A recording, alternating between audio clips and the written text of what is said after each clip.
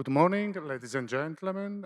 My name is Mauro Zamboni. I'm professor of legal theory, Stockholm University in Sweden. I'm a chair of this first plenary lecture. The title of today's first plenary lecture is Democracy Today, and is a conversation with Professor Michael Sandel at Harvard University, professor in political philosophy, and it will be organized as follows. First, we will show a pre-recorded dialogue conversation that Professor Sandel had with Professor Kim. After that, Professor Sandel is online. He will be happy to answer all your questions. Thank you very much.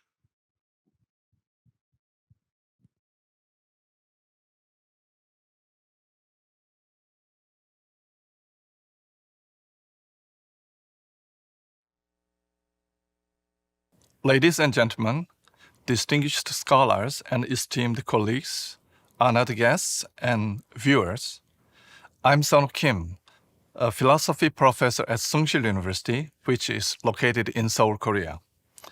It is my honor to welcome you all to the IVR 2024, the 31st World Congress of the International Association for Philosophy of Law and Social Philosophy.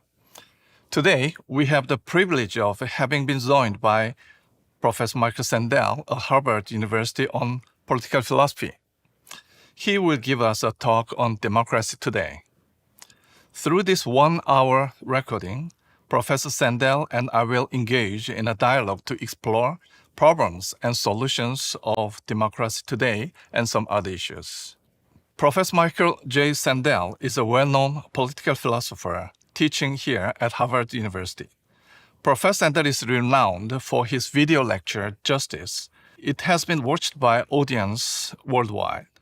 His acclaimed writings, including Justice, have been translated into multiple tens of languages. With recent publications such as The Tyranny of Merit and Democracy's Discontent, Professor Sandel continues to provoke thoughtful debates and awaken critical insights into the complexities of contemporary politics in our world. Hello, Professor Sandel. It's great to be with you. Thank you. On behalf of the organizing committee of IVR 2024, I would like to express our sincere gratitude to you for participating in this dialogue. My pleasure. I would like to start with your new book, Democracy's Discontent. The book describes the danger democracies confront around the world. Why is democracy in trouble? And how did it come about? Well, thank you for the question and for engaging in this dialogue. It's really an honor to be with you. Oh, you're welcome. Democracy is in turmoil and in trouble. In countries around the world, citizens everywhere seem frustrated with the way democratic institutions are functioning. Frustrated also with the empty terms of public discourse. Our public discourse is largely hollow, of larger meaning, what passes for political discourse these days in most democratic countries is either narrow, managerial, technocratic talk, which inspires no one, or where passion does enter, we have shouting matches, partisan, ideological food fights in parliaments and on television, and especially on social media, which is not doing democracy any good. We're deeply polarized. This, I think, is a condition of democracies around the world, deep polarization. And I think we need to step back, look at recent decades, and ask how this came about. In recent decades, the divide between winners and so-called losers has been deepening, poisoning our politics, setting us apart. This has partly to do with widening inequalities of income and wealth in recent decades, But it has also to do, I think, with the changing attitudes toward success that have accompanied the widening inequalities. Those who've landed on top have come to believe that their success is their own doing, the measure of their merit, and that they therefore deserve the full bounty that the market bestows upon them, and by implication, that those who struggle, those left behind, must deserve their fate as well. Now, this way of thinking about success arises from a seemingly attractive principle, the principle of meritocracy, the principle that says, insofar as chances are equal, the winners deserve their winnings. It also arises against the backdrop of a kind of market fundamentalist faith that we've seen during the same 4 or 5 decades. So I would say that the market faith, the widening inequalities of income and wealth, and the changing attitudes towards success that leads the winners to believe their success is their own doing, these together have contributed to the anger, the resentment, the frustration that has led to the polarization that now really poses a threat to the flourishing of democratic societies and democratic institutions. Well, in your book, Democracy Discontent, you identify 2 public philosophies or 2 rival conceptions of freedom. Yes. That have long been in tension. What are these 2 conceptions of freedom? Can you explain them? Yes. Well, in Democracy's Discontent, I look back across the American political tradition. And I try to identify, as you say, 2 competing conceptions of freedom, 2 public philosophies. Yes. One of them, perhaps the most familiar these days when we think about freedom, is a liberal conception of freedom. And it's the idea that says that we are free insofar as we are able to choose our ends and pursue our interests without obstruction, unimpeded by others. This version of liberal freedom goes along with the idea of liberal neutrality. Government or civil society should not try to cultivate or inculcate any particular conception of virtue or the good life, because in pluralist societies, to try to cultivate any particular conception of virtue might lead to coercion of those who hold a different conception of the best way to live. So this is the liberal conception of freedom that's very prominent today, especially in Anglo-American countries, but not only there. It's become I widespread. think in Korea too. In Korea as well. Yes. And it's closely connected, this liberal conception of freedom, and this is part of what empowers it and spreads it to societies around the world. It's closely connected to a consumerist idea of freedom. Because if I think of myself mainly as a consumer, then I think of freedom as consisting in my ability to pursue and act on my preferences, my interests, my desires, compatible with a similar liberty for others.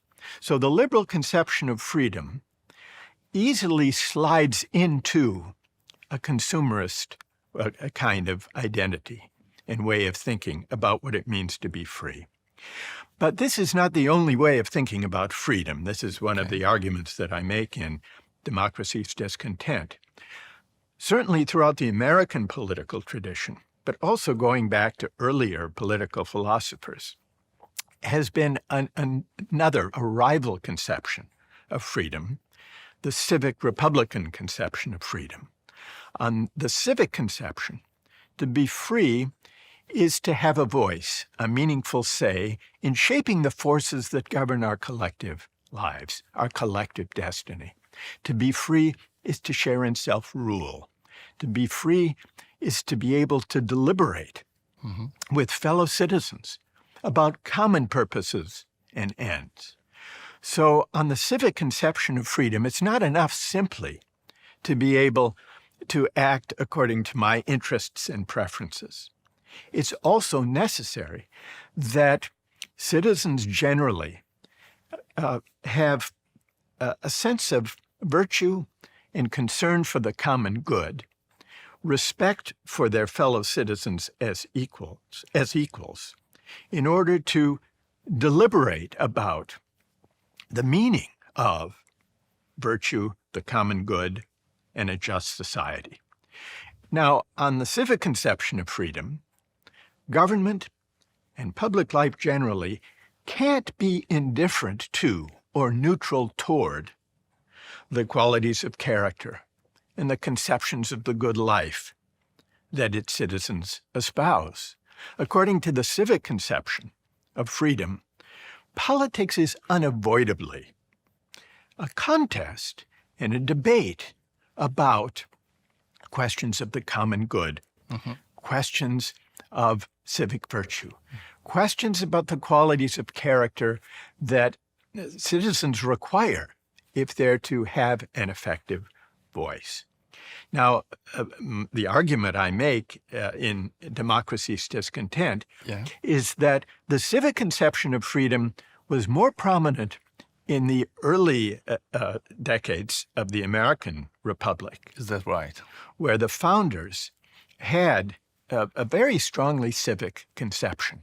They thought that you can have institutions of government, you can have separations of power, you can try to invent constitutional mechanisms so that ambition will check ambition, but they didn't think that was sufficient. They thought cultivating virtue in citizens was necessary to have a flourishing democratic republic.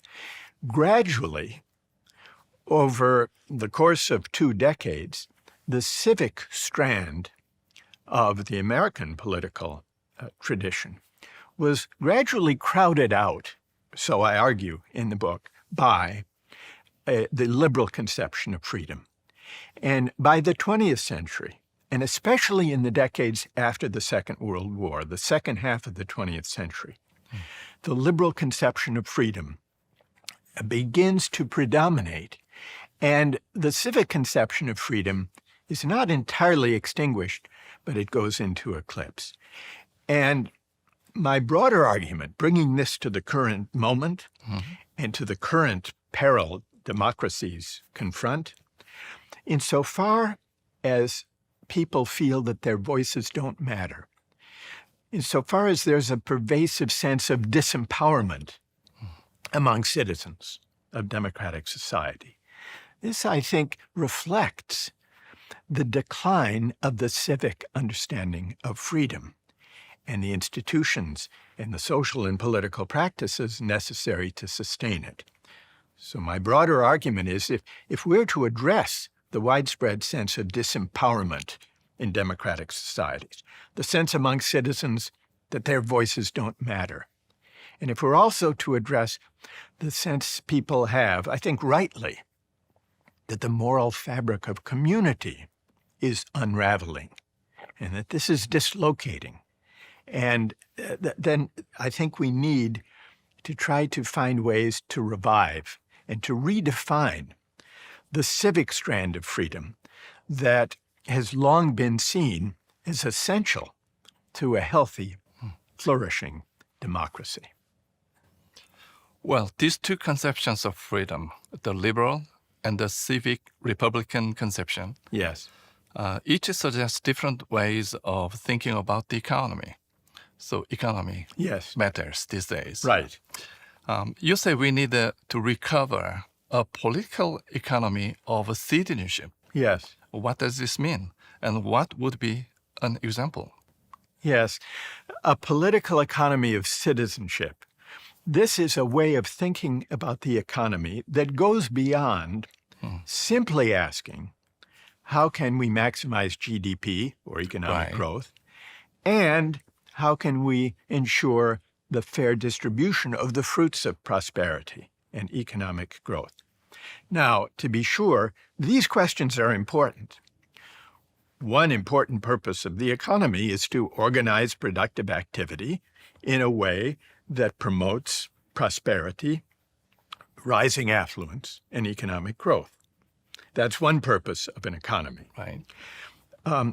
Another important purpose of an economy is to ensure not only prosperity and affluence and economic growth, but the fair distribution of the fruits of that prosperity.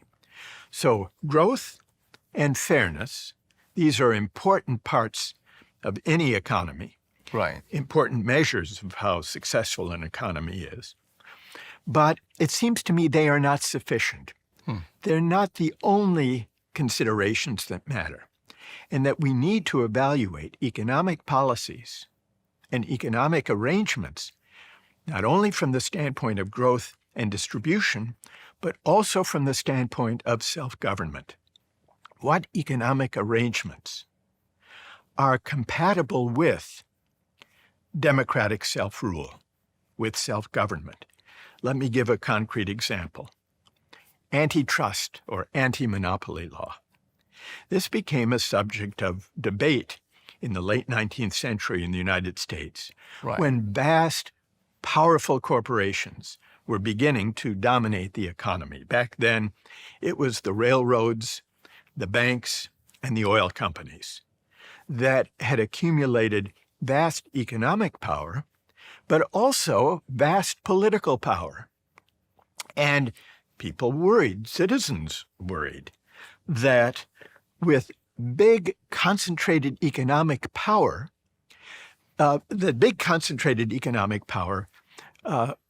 threatened democracy because it threatened to dominate political decision-making and leave little room for citizens to deliberate and to decide for themselves and through their democratic institutions how they wanted to be governed. And one solution, and this was much debated, how to deal with the threat posed by concentrated economic power to democracy, to democratic institutions. And one of the solutions was antitrust, anti-monopoly policy that was enacted. Now, today, we still have, in most democratic societies, some version of antitrust law. Yes, right. Or anti-monopoly law. But today, we think of it mainly as a way of protecting the consumer. Because the theory of monopoly today, the dominant one, is that the problem with monopoly is that a few companies dominating an industry can drive up consumer prices because there isn't genuine competition for the consumer. And it's true that monopoly power does have this effect on enabling some companies who dominate markets, who don't face much competition, to boost consumer prices beyond what they would be in a truly competitive economy. But that's not the only rationale for antitrust law. We have forgotten, we've lost sight of the traditional purpose of antitrust law, which was to hold economic power to democratic account, to prevent such concentrations of power in the economy that they would frustrate democratic control and democratic authority. And so here's an example, very concrete example, of an area of law and policy where the civic conception of freedom has gradually given way to the consumerist idea of freedom.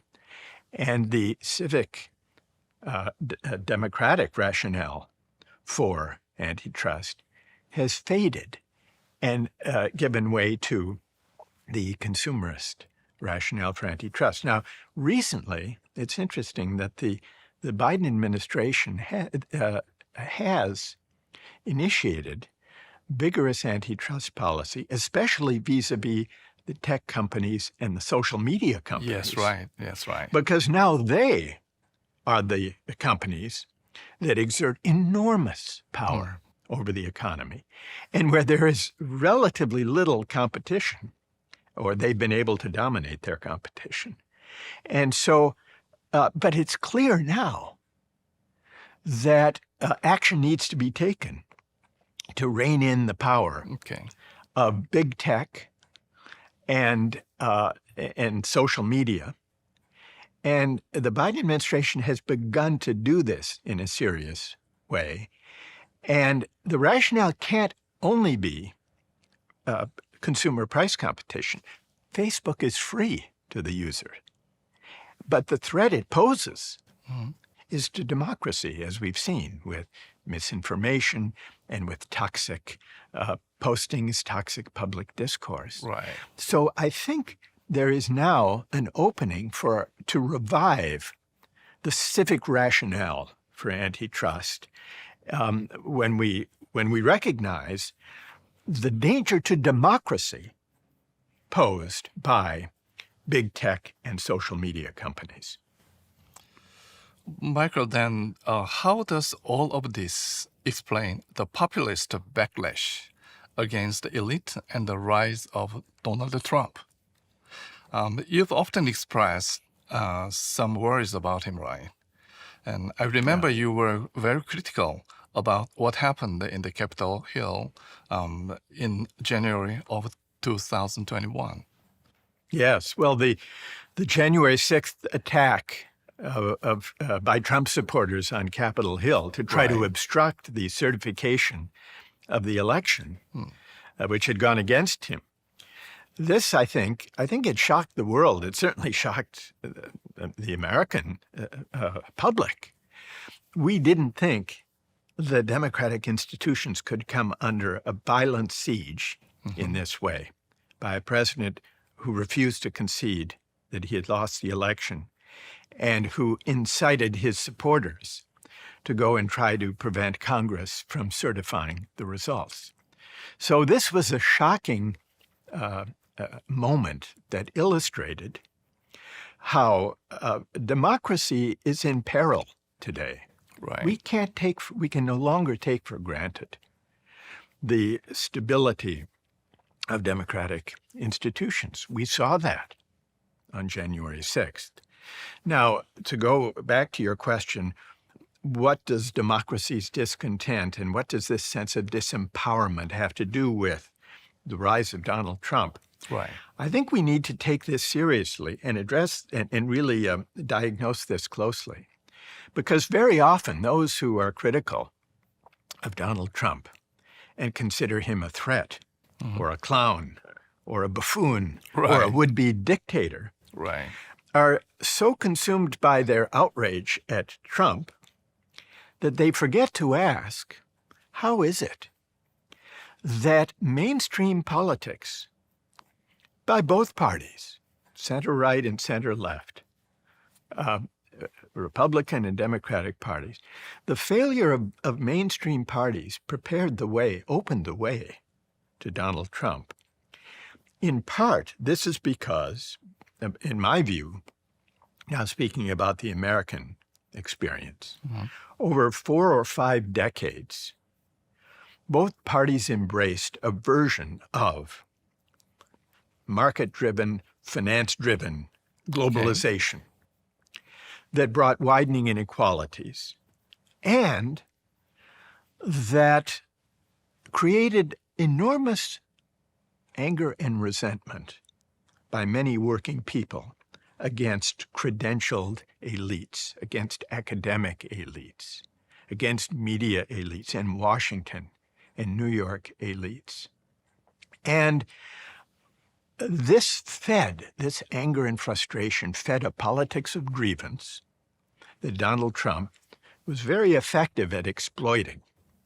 Now, some of the grievances he exploited and inflamed were ugly grievances based in racism and misogyny, xenophobia, anti-immigrant sentiment, and he continues to voice these dark sentiments in his campaign to be elected a second time. But And that should be condemned and is rightly condemned by Trump's opponents. But I think it's important to recognize that mixed up in those ugly sentiments and the racist appeals that Donald Trump makes is appealing to grievances that are actually legitimate about a great many working people feeling that elites look down on them, that their voice doesn't matter, that the work they do is not honored and respected. And this, I think, is the fault of the kind of politics, the narrow political vision and hubristic political vision of governing elites, mainstream parties, Democrats and Republicans, during this period of globalization, where both parties pursued an agenda that financialized the economy, deregulated the financial industry, promoted the offshoring, the outsourcing of jobs to low-wage countries with lax labor and environmental protections, that left the wages in real terms of working people stagnant for nearly 50 years. So the gains from globalization, and the gains were considerable, went to those at the top 10 or 20%, reaped most of the gains in the United States of globalization. Those in the bottom 50 or 60% of the population realized only an infinitesimal share of the gains from economic growth that came during the decades of globalization.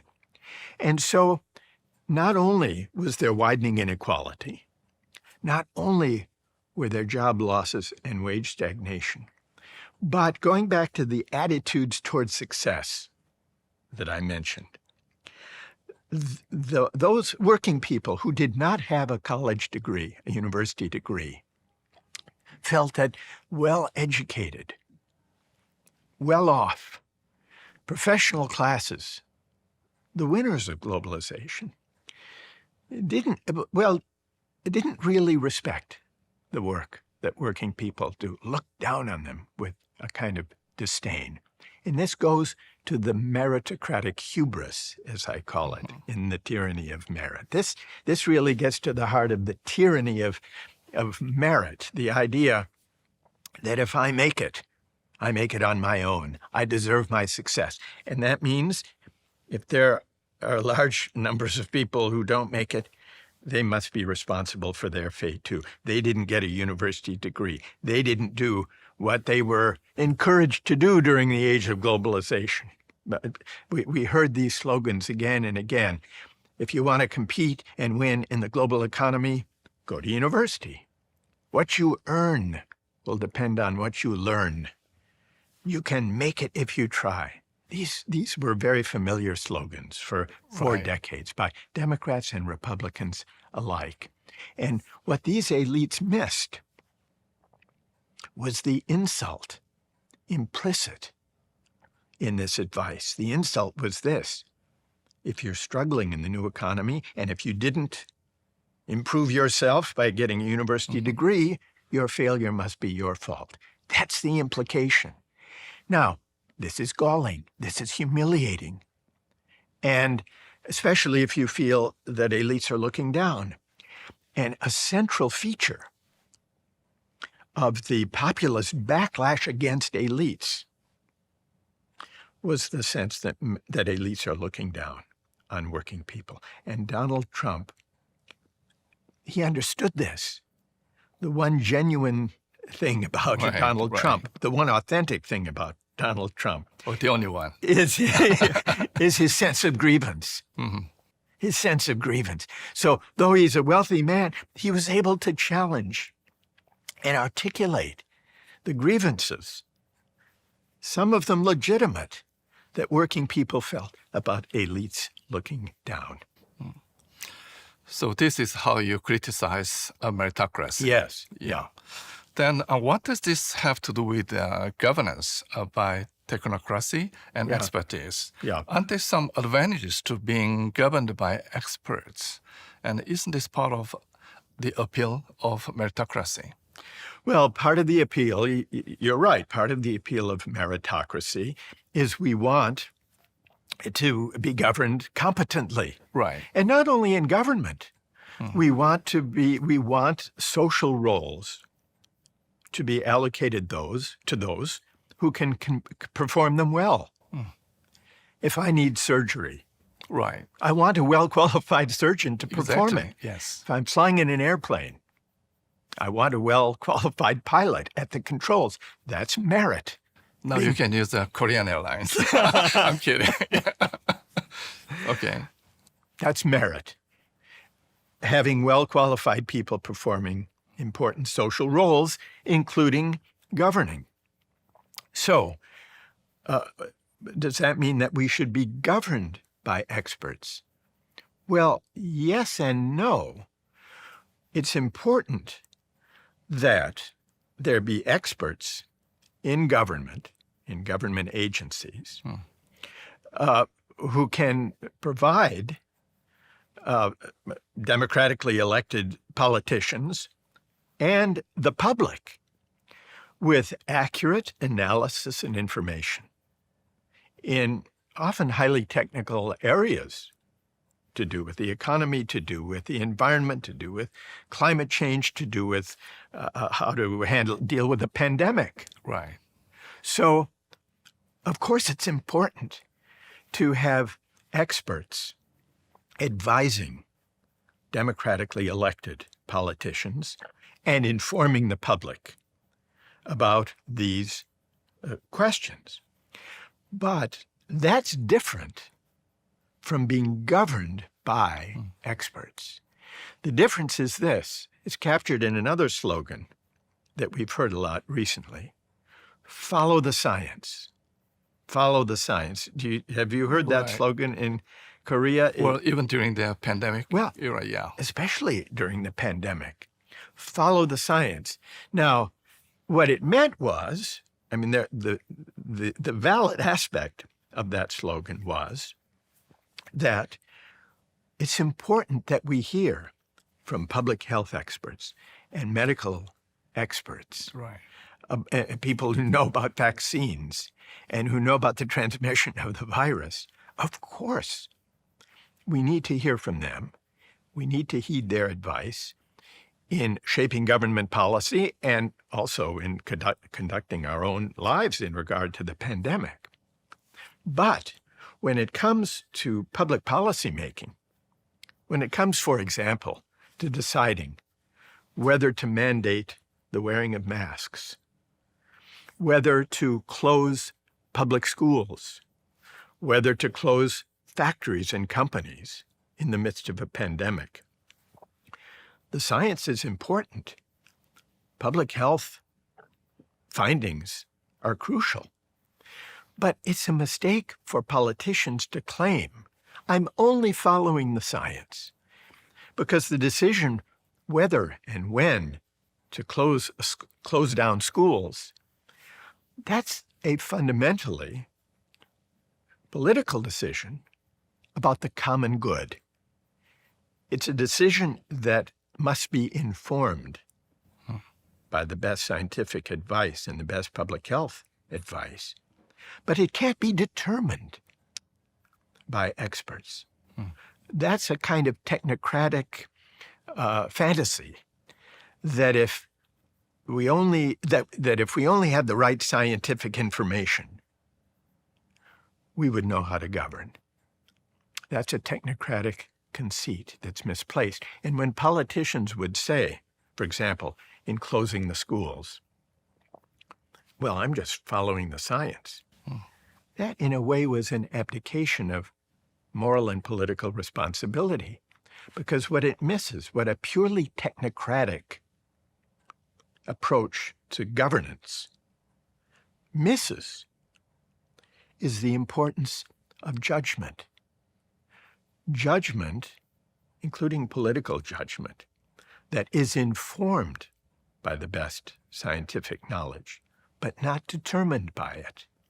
It's not determined by it because making the political judgment, for example, on whether to close a school depends on weighing and balancing the risks and the dangers to the spread of the virus, to the loss of learning time, to the effect on families, to the effect on the economy, prudential questions, questions of judgment, questions of the common good, questions of public education.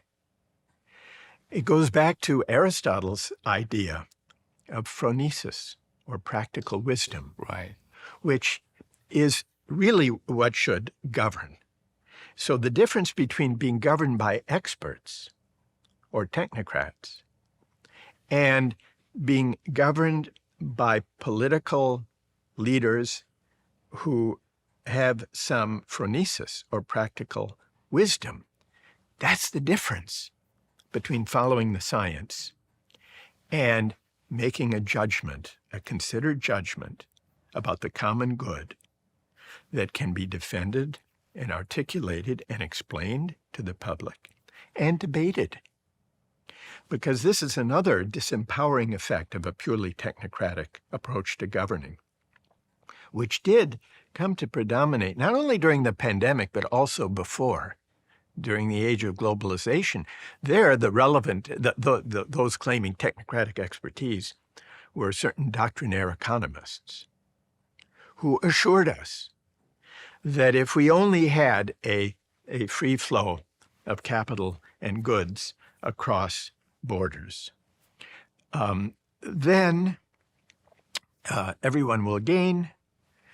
There may be some losers, but the gains will be sufficient to offset the loss to the losers.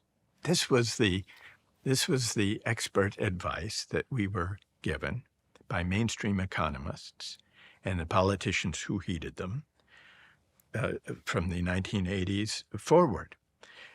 They were in the grip, many of those economists and political figures, in the grip of a certain market fundamentalist faith, in the grip of the assumption that markets and market mechanisms and the free flow of capital and the deregulation of finance will promote economic growth, will increase the stability of the system. Didn't turn out to be that way in the financial crashes and crises that we saw.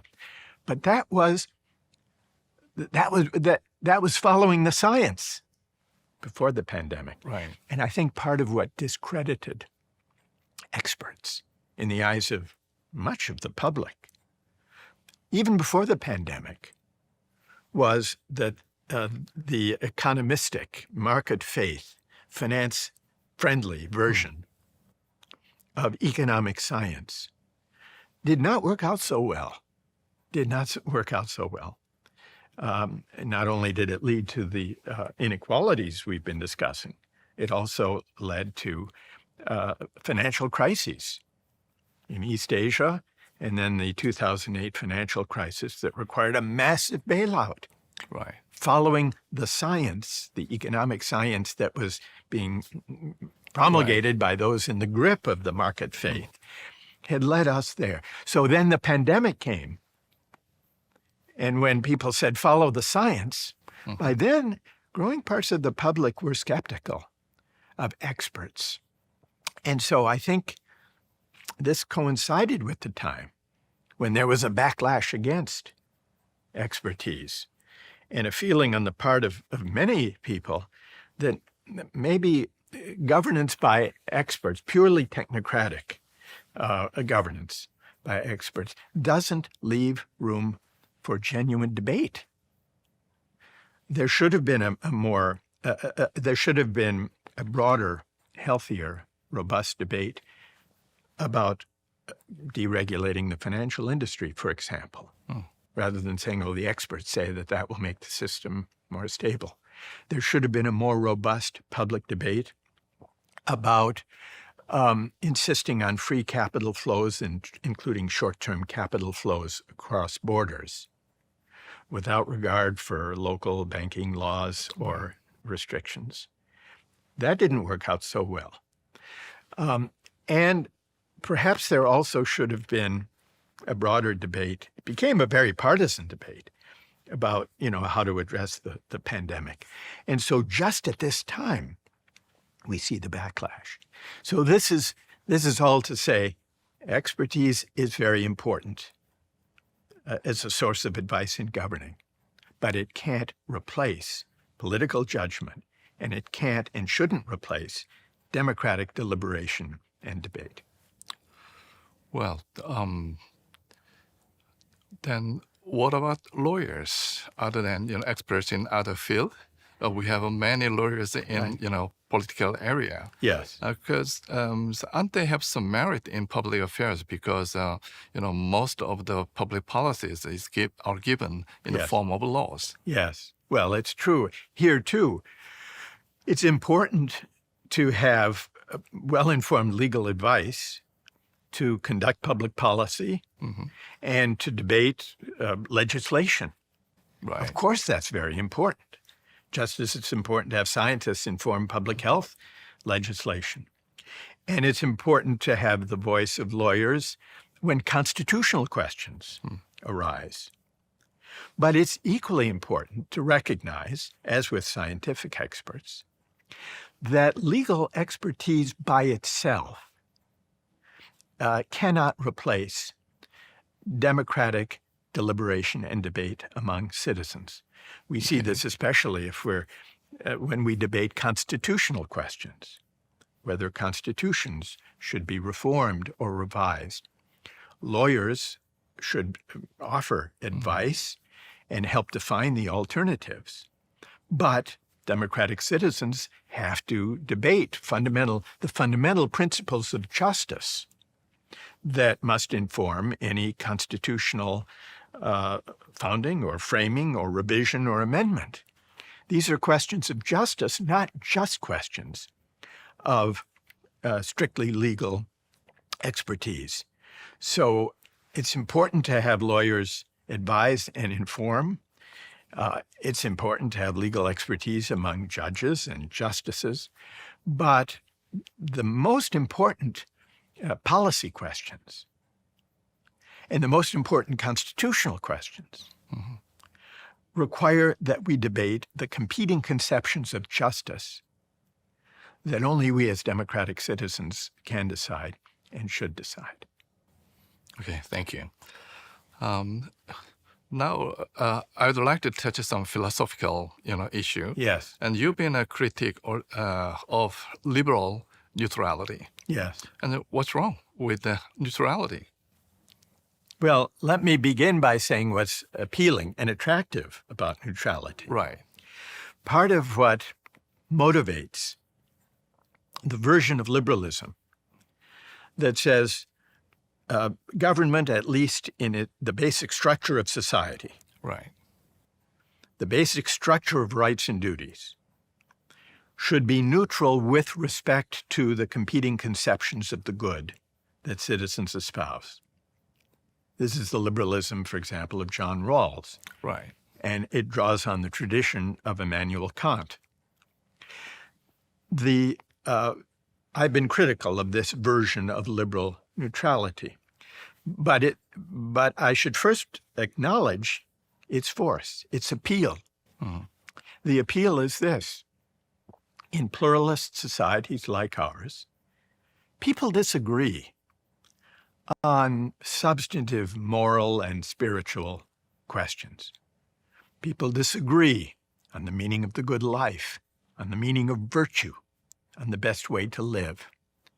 So it's tempting to think that the best way to respect those differences of moral conviction is to try to design constitutional structures and to try to define rights and duties in a way that's neutral toward those controversies, in a way that doesn't take sides in debates about the good life.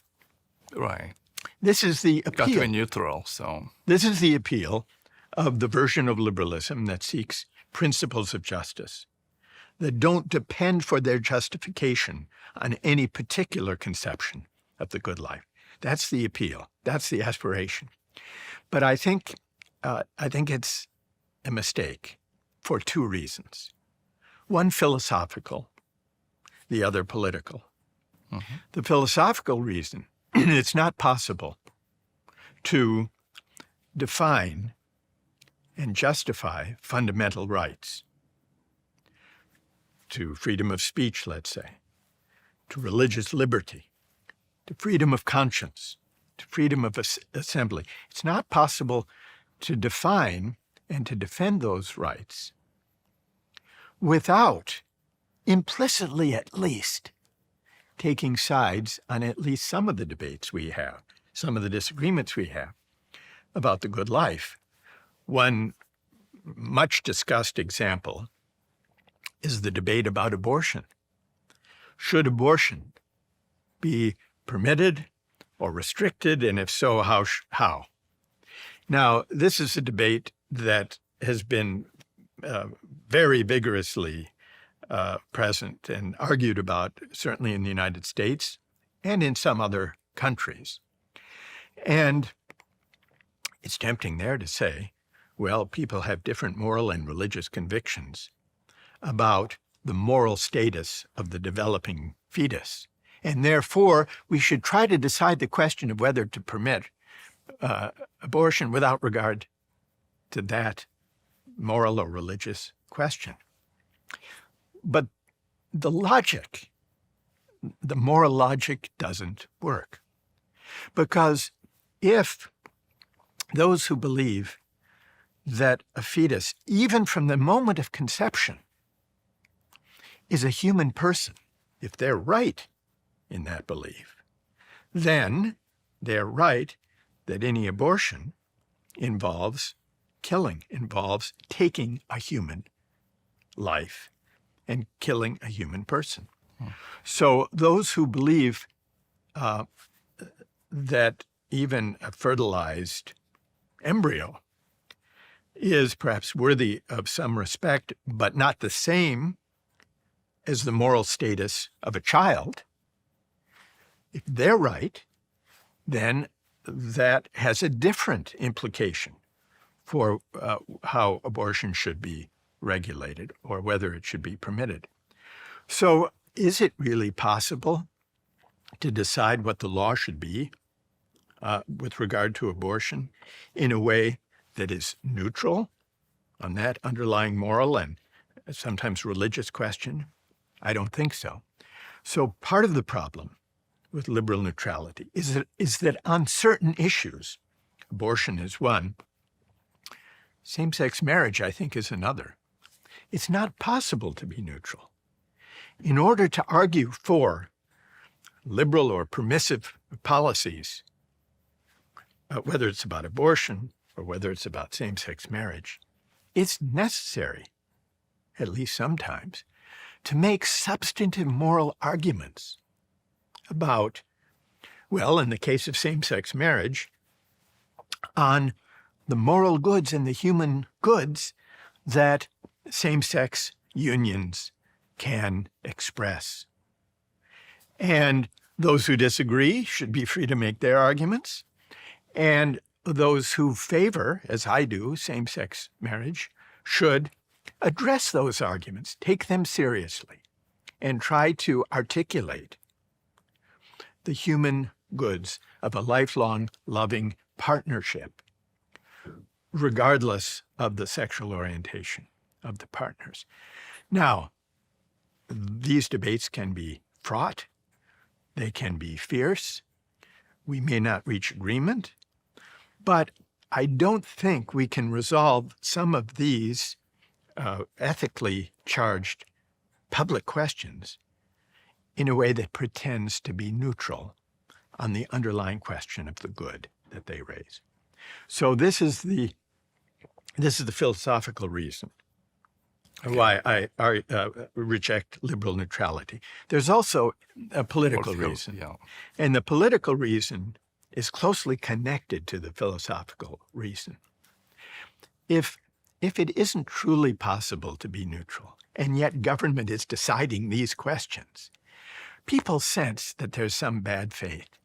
They sense that their voice is not being heard, that they're not being allowed to articulate and to bring into the public square their moral or religious convictions.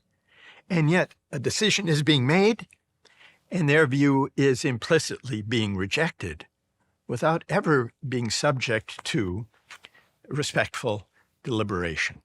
And this, I think, generates a sense of bad faith, and it creates a kind of empty, hollow public discourse. When people are asked to leave their moral and spiritual convictions outside when they enter the public square becomes a place that's empty of larger meaning and deliberation. And that creates a moral vacuum in public life and in public discourse. And sooner or later, that moral vacuum will be filled. And when it's filled, it will be filled by narrow, intolerant voices that typically take two forms. It'll be filled by fundamentalism or by hypernationalism. Mm-hmm. This is what happens when we empty out public discourse of larger moral meaning and purpose and deliberation and healthy debate, healthy pluralist debate, because people want public life to be about larger questions of meaning. People want to be able to reason together in public about fundamental questions of justice, of the common good, of what we owe one another as fellow citizens. And if these debates aren't happening in the public square, there will be an appeal for those who will try to clothe the naked public square with these harsh, intolerant moralisms, fundamentalism or hypernationalism. And that's exactly what we've seen. And this comes in the wake of the age of the market triumphalist faith.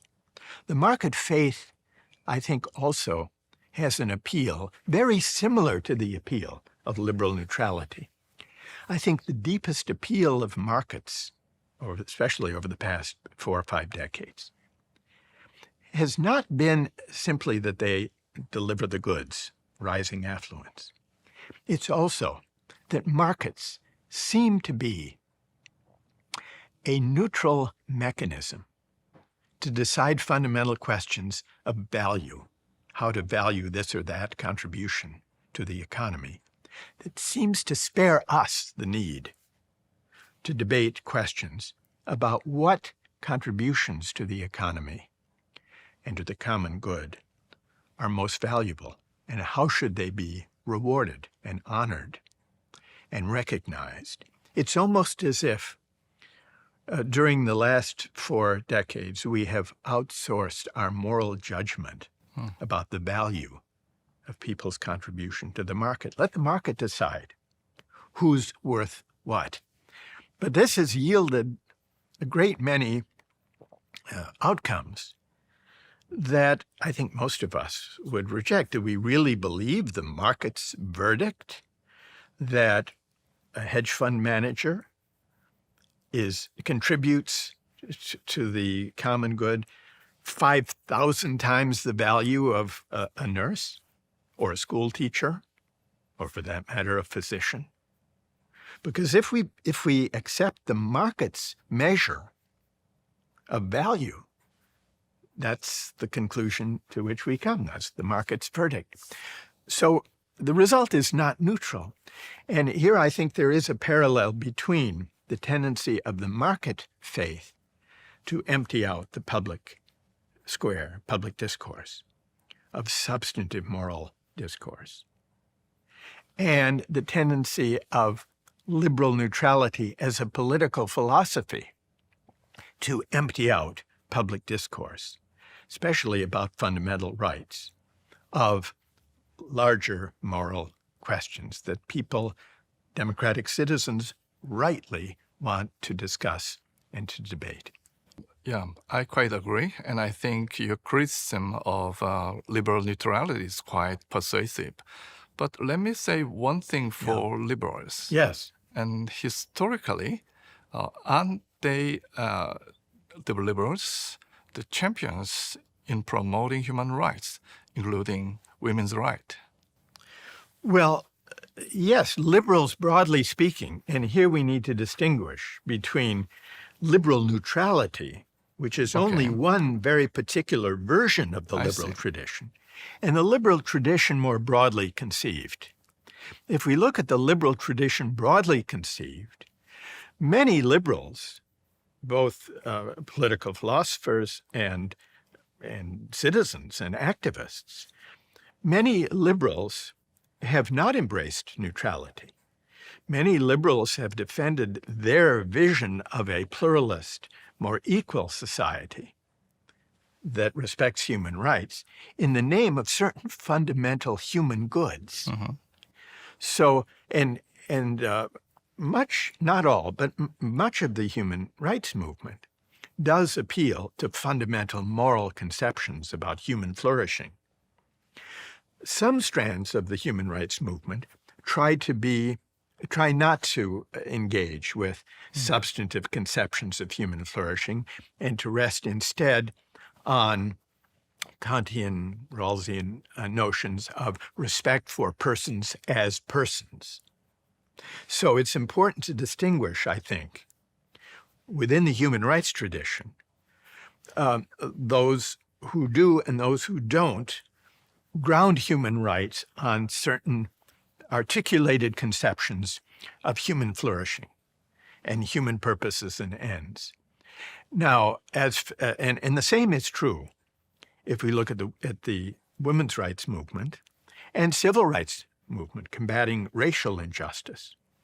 If we look at what actually animated those movements and brought them to public awareness and to political attention, were forms of social activism and social movements that drew powerfully on the civic Republican tradition of trying to educate the public through social movements, social activism, public protests, teach-ins, forms of public education and persuasion. And this requires a form of activism, of civic activism and engagement that represents the women's movement and the civil rights movement at their best. So the moral of the story, I would say, of the women's movement, going back to the suffragettes who were pressing for the right to vote, and to the activism, the civic activism of the civil rights movement, which in the 1950s in the United States, combating segregation on buses and in public accommodations and in schools, the moral seedbed, the moral foundation of that movement were the Black Baptist churches in the South. And Martin Luther King drew not only on secular, neutral, liberal rhetoric, he grounded the case for civil rights deeply in Christian religious traditions and in a certain reading of the American political tradition, a certain conception of what it is to be true to the American tradition. These were two situated sources of Martin Luther King's case for civil rights. One Christian, the other American, that went along with the strand of his argument about universal respect for persons as persons, which would be closer to the what we see, as in retrospect, as the liberal neutrality strand. So the civil rights as a civic project, women's rights as a civic project, drew on understandings and practices and forms of activism that the civic republican tradition has long been concerned with, and with a certain conception of civic virtue, citizen virtue. So I would claim I want to embrace human rights and civil rights and women's rights, but I want to challenge the assumption that they are solely the product of liberal neutrality. Well, the word situated, that lead me to maybe more philosophical question. And you have often argued against the idea that we are self-made and self-sufficient. What do you mean by this? And what is your alternative way of conceiving the self? Yeah, well, you're right. I have argued against what I've called the unencumbered self. Yes, right. And I've argued instead for the idea of a situated self. And by that I mean that we are not self-made and self-sufficient. And this goes back to the discussion we had about freedom. Right. We can't and shouldn't conceive what it means to be free simply as being a self, an autonomous self, unencumbered or unclaimed by any prior history, tradition, or moral ties, solidarities. To be a full human person requires, I think, not that we abstract from what situates us, from our life history, and from the communities with which our life history may be entangled, but that we reflect on our life history and the traditions that inform it, and the communities that have shaped those traditions. Because when we reflect as situated selves, we don't just follow tradition blindly. We don't just say, what are the values that my community happens to espouse at any given moment? We reflect critically, but we never reflect from a point beyond the world. We never reflect from nowhere. The point of reflection is never finally secured outside the history and the life experience and the traditions themselves. So this is, so as against the unencumbered self, I argued for a reflectively situated self, where the project of interpretation, not just willing, but the project of interpretation is bound up with choosing and with freedom. So freedom on this picture is not only a faculty of the will, willing in a way that's autonomous from or unencumbered by my past history, tradition, community, and entanglements. It's to be free is to interpret, and I can always may get the interpretation wrong at any given moment, but it's to reflect on and interpret the obligations that claim me in light of my life experience and the history that situates me in communities with others. And I think this is also a way that connects freedom with civic obligation, because it grows out of a sense of obligation to those who made my achievements possible. To go back to the dark side of meritocracy, its tendency to encourage, especially the successful, to think of themselves as self-made and self-sufficient. This leads us to forget the luck and good fortune that help us on our way, and it leads us to forget our indebtedness to those who make our achievements possible. So this is the folly, this is the illusion that we are self-made and self-sufficient. But that illusion, or rather that self-image, does figure often in animating the market faith, Right. and in animating and inspiring the meritocratic faith. And so I've written critically of the market triumphalist faith and of the tyranny of merit. The tyranny of merit in particular produces, both draw on this idea, Right. at least implicitly, that we are self-made and self-sufficient. And this leads to a kind of hubris Right. that is not only a disagreeable quality of character, but it's also damaging to the idea of a shared civic life and of the mutual responsibilities we have for one another, even and especially those who flourish, those who find themselves on top.